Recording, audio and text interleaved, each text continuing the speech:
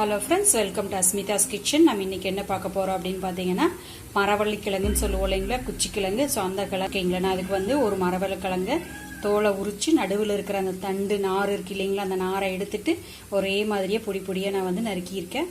ஓகேங்களா, அதை வந்து இட்லி ஆவியில் வேக வச்சிருக்கேன். ஓகேங்களா, ஸோ பாருங்க, இட்லி ஆவியில் நல்லா வெந்துருச்சு. இப்போ வந்து ஒரு பீஸ் எடுத்து நம்ம மசிச்சு பார்க்கலாம். வெந்துருச்சு அப்படின்னா வந்து ஆஃப் பண்ணிடலாம். ஓகேங்களா, ஸோ மசிச்சு பார்க்குறேன். ஸோ நல்லா உள்ளே போகுது. ஓகேங்களா, பாருங்கள் டக்குன்னு நம்மளை. ஹலோ ஃப்ரெண்ட்ஸ், பாருங்கள் நல்லா வந்து உங்களுக்கு கிழங்கு நல்லா வெந்து கிடச்சிருச்சு. பாருங்கள் நல்லா இப்படி அமுத்து நுனி வருது இல்லைங்களா.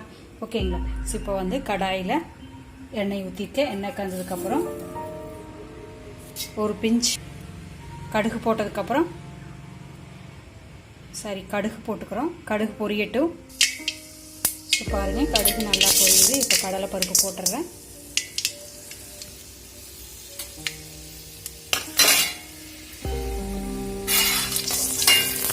இப்போ கடலை பருப்பு பொரியிறப்போ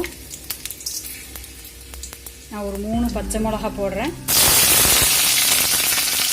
இப்போ காரம் உங்களுக்கு தகுந்த மாதிரி போட்டுக்கோங்க. பச்சை மிளகா போட்டால் தான் நல்லாயிருக்கும். வர மிளகா போட்டுறாதீங்க, பச்சை மிளகா போடுங்க, அப்போ தான் நல்லாயிருக்கும். அதுக்கப்புறம் பெரிய வெங்காயம், ஒரு வெங்காயம் அரிஞ்சு வச்சுருக்கேன். ரொம்ப பொடியாகவும் இல்லை, ரொம்ப பெருசாகவும் இல்லாமல் அரிஞ்சுக்கோங்க, மீடியமாக. ஓகேங்களா, காரம் வந்து உங்களுக்கு தகுந்த மாதிரி போட்டுக்கோங்க. இது கொஞ்சம் காரம் அதிகமாக சாப்பிடுவாங்கங்கிறதுனால கொஞ்சம் மிளகாய் அதிகமாக போட்டிருக்கேன். வெங்காயம் வணங்கட்டும். கருவேப்பிலை போட்டுருவேன்.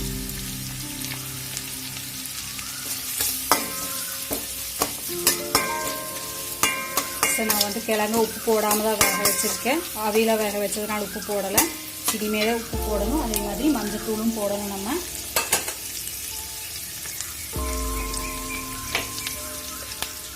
ஸோ நல்லா வேகட்டும். ஸோ வெங்காயம் பாருங்கள் வெந்துட்டுருக்கு. ஓகேங்க, இப்போ வந்து மஞ்சத்தூள் வந்து ஒரு 1/2 ஸ்பூன் போடுறேன்.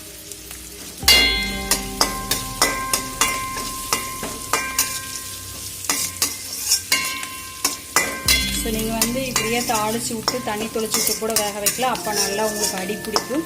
அதே மாதிரி குக்கரில் வேக வச்சாலும் உங்களுக்கு அப்படியும் பண்ணலாம். ஓகேங்களா, அது கொஞ்சம் ரொம்ப குழஞ்சி போகிற மாதிரி இருக்குது. இந்த மாதிரி இட்லி ஆவியில் வேக வச்சு போட்டிங்கன்னா சூப்பராக இருக்கும். ஓகேங்களா, ஸோ எவ்வளோ கிழங்கு இருக்கோ அதுக்கு தகுந்த மாதிரி உப்பு போட்டுக்கிறேன். ஓகேங்களா, கொஞ்சம் பத்தலைனாலும் ஆட் பண்ணிக்கலாம். ஓகேங்களா, உப்பு வந்து நம்ம தேவைக்கு தகுந்த மாதிரி தான்.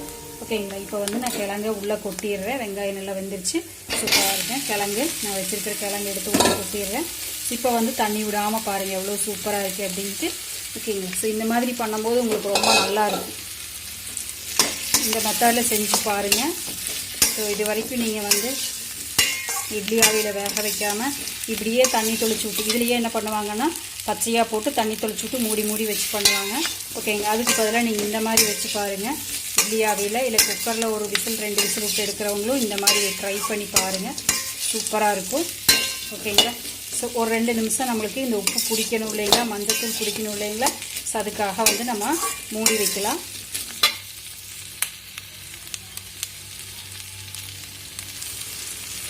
ஸோ பாருங்கள் நல்லா வெந்துட்டுருக்கு. இப்போ உப்பு பார்த்து நீங்கள் இறக்கிடலாம். ஓகேங்களா, உப்பு பிடிச்சிருச்சு அப்படின்னா இறக்கிடலாம். இல்லைன்னா ஒரு 2 நிமிஷம் நீங்கள் வேக விடுங்க. ஓகேங்களா, சுட சுட பரிமாறினீங்கன்னா சூப்பராக இருக்கும். கொத்தமல்லியை மேலே தூவிக்கலாம் இறக்கும்போது. ஓகேங்களா, இப்போ சாப்பிட்டு பார்த்துக்கோங்க. ஸோ இப்போ நான் டேஸ்ட்டு பார்த்துட்டேன், சூப்பராக இருக்குது. ஓகேங்களா, ஸோ இப்போ நீங்கள் என்ன பண்ணுறீங்க அப்படின்னா கொஞ்சம் தேங்காய் பூ போடுறனாலும் போட்டுக்கலாம். தேங்காய் பூ வேண்டாம் அப்படின்னு இப்படியே கூட சேவ் பண்ணிக்கலாம். நான் கொஞ்சம் தேங்காய் பூ போட்டுக்கிறேன். ஓகேங்களா, ஸோ ஒரு கைப்பிடி அளவுக்கு இருந்தால் போதும். ரொம்ப கம்மியாக போட்டால் போதும், ரொம்பவும் தேங்காய் பூ போட வேண்டாம்.